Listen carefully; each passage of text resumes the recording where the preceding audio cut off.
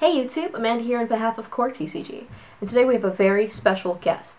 His name is Robert Boyajian, and you might recognize his name. He's topped many events before, he's a consistent winner in this game, and in the past recent week, he got top 3 at YCS Guatemala with a new Geargia Karakuri deck.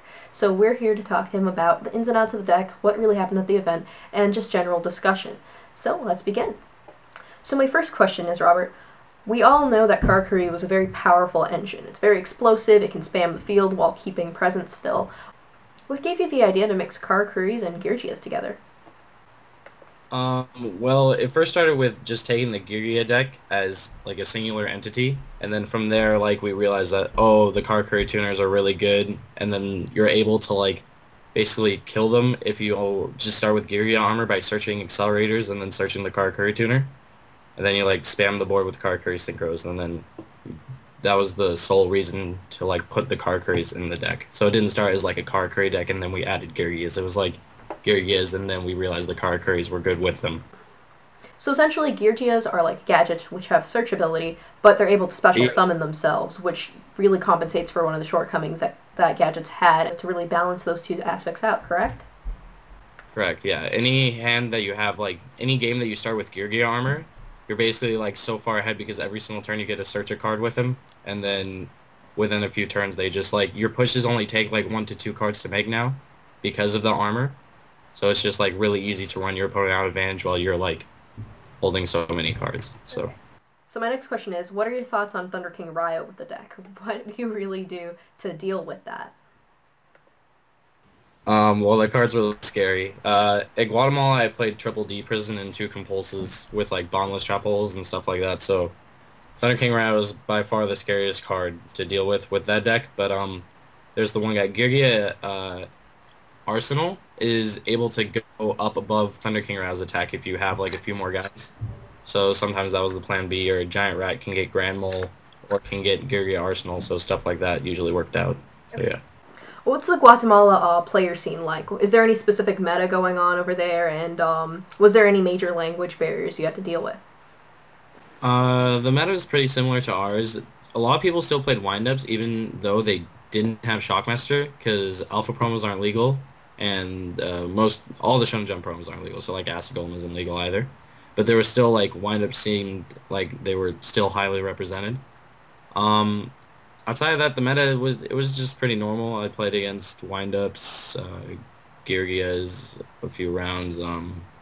Dark World, Samurais. I played one Samurai, like stuff like that. It was just like normal decks. The language barrier, a few of them were able to speak English, which was good. It was just like normal Yu-Gi-Oh. Some matches though, like my opponent couldn't speak English, and a few times there was like ruling disputes where we'd have to get a judge over, and then they would have to translate. So yeah, but outside of that, it was pretty normal. So yeah. What was the matchup you were most concerned with before the event?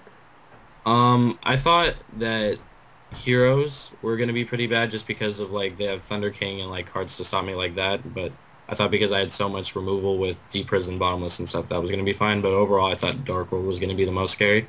Just because game one all I have is Naturia Landis to try to do anything, and then game two and three I have to side in Decree and Soul Drain, which kind of conflict, but I can't beat Skill Drain.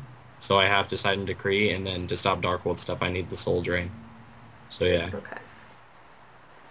And post event, after the fact, what was the matchup that you had the most difficulties with, and whether it be player specifically or a deck that gave you problems? The deck that I legitimately just had no capability of winning against was I played against a Machina Geargia deck, and basically the difference was that while I was like flipping my armor, searching cards to try to get close to my combo, he was just summoning fortresses and gear frames and stuff and just killing my guys. And I just didn't draw enough removal to get through that before I could combo. And then the hardest match, like in general I played against, was in top 4 against Angel Flores with his heroes, and it was just the same problems I saw before where like I couldn't deal with all of his Thunder Kings and Fossil Dynasm. By the time I wasted my removal on those, he had Miracle Fusions and I couldn't do anything. Okay.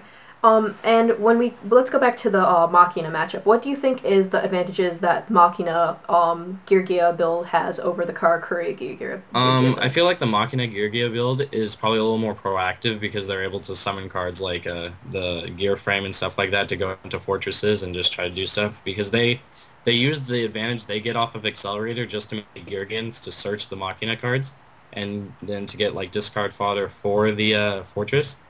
Whereas like the Karakuri one just builds advantage and then like kills you once it gets like the one Geargian off.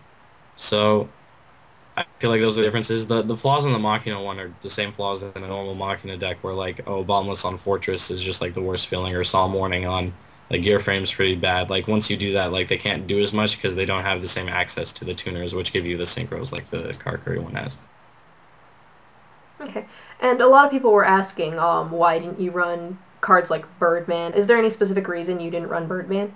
I felt like Birdman was just really combo oriented and I didn't need it. I thought that 3 tuners was just enough because I usually search them. I search the Strategist off of the Gear Gigant. So when I need to go off, I have that. And then if I already drew it, then that's great. I don't even need to search it. I'll just search another Accelerator. So that was the main reason why I just didn't feel a need for Birdman. Okay. And what would you have done differently with your build, knowing what happened at the YCS in Guatemala? By the end, like, I thought all the cards worked, like, basically how I wanted them to, but Giant Rat was a little subpar. Like, it got me to the armor faster, which was the main reason for it, but it just could have been something better. Like, afterwards, I thought about playing maybe something like Pot of Avarice, which would be able to get me to armor, but also gives me more access to, like, removal, or maybe another tuner like a second Strategist or a Birdman, because, like, having the 1-in-1 gives you more value off Gear Gigant, so you can search it. So yeah, those were the main choices I would probably change. Okay, because essentially the Giant Rat was too reliant on your opponent having to destroy it in order to get that. Yeah, basically, like Pot of Duality basically does what he does kind of better. Like, you can't guarantee that you're going to get armor every time, but it'll get you, like, deeper in where you'll get something that's useful. Exactly, and it's not reliant on doing it. In the same sense, in regards to Giant Rat, you can't guarantee that you're going to get the search off of it either because of your opponent. Okay. Is there any advice you would give players that are getting new back into the game or are just new to this meta? Advice to them in general, like, getting back into the game, finding that, like, group of friends who have the same end goal as you do for the game, like, oh, I want to play in YCSs, or, oh, you know, just on a casual level or whatever. Like, having that group of people you can play with is pretty huge. Because, like, if you all have the same end goal, then you're going to be able to work to it, like, towards it faster. Because, like, oh, you have, like, a larger card pool, more people to play against, more decks to play against, you have different perspectives on everything. So that's pretty big. Okay, because people tend to criticize teams and say, well, there's no point in a team because Yu-Gi-Oh! Is an individual game that you play on your own. What you're saying is having a sense of security with people that you can rely on to be able to test with, to be able to trust your deck ideas with, and just to have someone reliable that you can play with actively to get better and to learn the game, learn the ins and outs. You're basically saying that's the point of having a team, correct? A team, yeah, like more like a group. Like, I don't expect you to go to a tournament like, oh, we're team this and we're just this good, but no, it's more like just having that group of friends who you can get stuff done with, because, you know, like, 2 heads are better than 1. That old saying is, like, very true, especially when it comes to and have a friend to tell you that your ideas are stupid when you're like deciding to main deck some weird side deck cards or stupid text. You need that little voice in the back of your head that's not actually in the back of your head to keep you going from off it. So yeah.